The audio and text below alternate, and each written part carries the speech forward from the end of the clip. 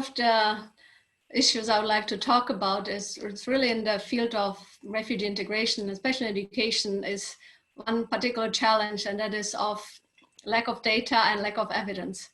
That makes it very difficult to really come up with the right support. First of all, there is lack of data in the field of refugee children education.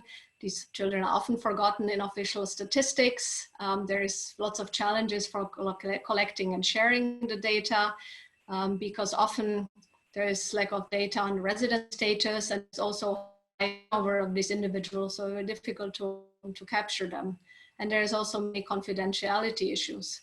It's not always clear. Many countries only have estimates about how many, what proportion of the refugees access school. And even if refugees do access school and there is information or data on that, their educational outcomes are often invisible.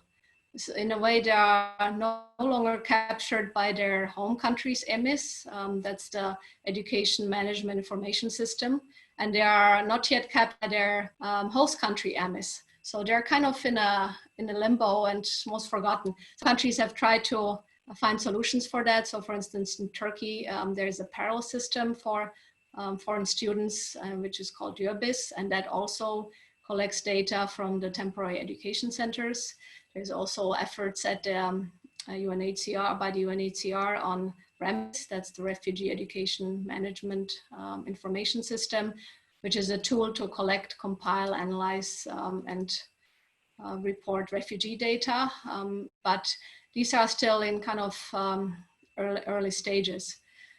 This difficulty is again made worse that the definition of refugee also can vary quite a bit. So many countries do use the Geneva Convention definition of refugee, but about a refugee student, some countries do not collect this information. Once you're in the education system, they don't differentiate by migrant status anymore, or they only look at, for instance, citizenship. So it's very difficult to really collect this data, and the definitions can vary a lot. On top of these challenges, there's additional challenges that there is really limited evidence of what works. So which practices and policies are successful? Many of the studies exist are more on a small scale. They're often pilot projects, could be only limited number of of students. And it's often very difficult to generalize from those and really figure out, well, are these policies working, and could this be scaled up, for instance, or what are the important factors? And it varies also a lot, of course, based on the context. So there's great need to not only collect, especially disaggregated data, and also comparable data across countries. It's challenging, but also you need more studies that are comparative and on a larger scale, and that also address differences over time. So the OECD is aiming to fill some of these gaps in collaboration with other institutions, but there's still, it's a long journey ahead.